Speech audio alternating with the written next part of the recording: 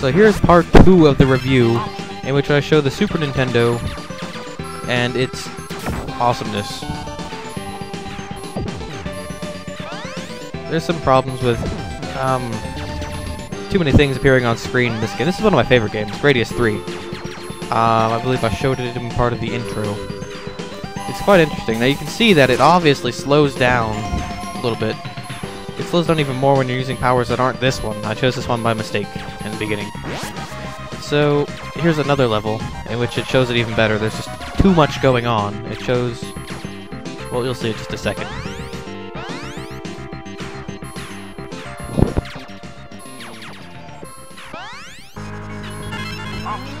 So you get to fight these giant bubble things, which are kind of weird. And eventually, there's going to be like 10 million bubbles on the screen, and it's going to slow down because of the slower processor of the Super Nintendo. Oh, and I must warn you, when we do get back to the normal review, it's going to pick up exactly where I left off, because I had to split this into 2 parts. Which is just weird. Now you can already tell there's a slowdown. It's kind of obvious. Now we're moving on to Sonic, which shows the Genesis. It shows the Genesis's higher processing speed. You can see Sonic is moving quite fast. And there's not any problem at all, because the Genesis can handle it. It has a faster processor. At least a little over twice as fast, as I told you earlier. Now, I had to cut some of this off because I died because I was being stupid. It was funny. And sad. See, I did that except I ran into a spike on the next one, so I cut it there. It was funny.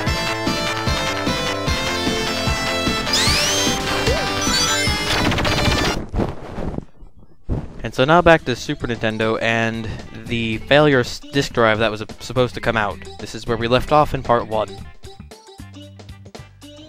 And Philips, they also made their own CD system, which is the Philips CDI, which was a complete failure. And since Nintendo cancelled on them, in the contract, Philips had the right to Mario and Zelda. So they made their own really crappy games of Mario and Zelda, and they're very rare to find today, because they're so crappy and nobody bought them. While the Super Nintendo is slower, they took advantage of some interesting techniques to make it compete with the Sega Genesis, such as they used all the parts in the Genesis in special modes, like the famous, quote, Mode 7. Don't know what that means, but that would let the Super Nintendo do interesting scaling and rotating. Also, Nintendo put little chips into some games, such as the Super FX 1 and 2. Those were the names of the chips that would go into the game itself and speed up the game so that it could do 3D polygons and cool things like that.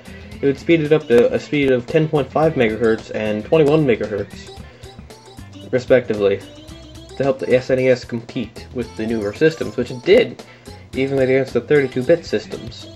Now the Sega Genesis, they did the same thing, only on one game though, which is Virtua Racing, and that, I would say, competes with Virtua Racing Deluxe for the 32X, because it sped up the processor enough to do it. Now, it's not as good, you can tell.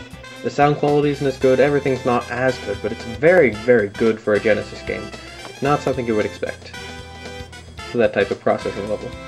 Now, Nintendo did something very right, which probably saved them in the market, because at this point, Sega was the dominant company. Nintendo did not force third parties to write exclusive games for them, but said, oh, just write us a game, and that's okay, as long as, even if it's on the Genesis, it could be on the Super Nintendo, and that saved them from extinction, probably, I would think.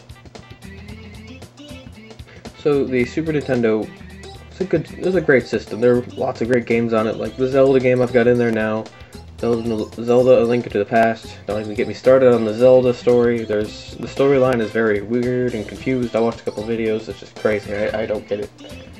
There are also some really good games that came out for it. There are exclusive Nintendo games like Zelda and Mario, and they came up with a couple new games like F-Zero, Captain Falcon. He came into the mix, and there were some other games that came out for both systems, like Street Fighter 2, which debuted on the SNES, but was also released on the Sega Genesis.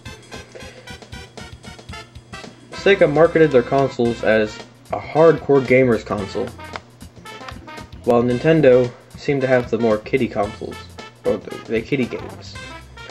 You know, like Mario, that seems...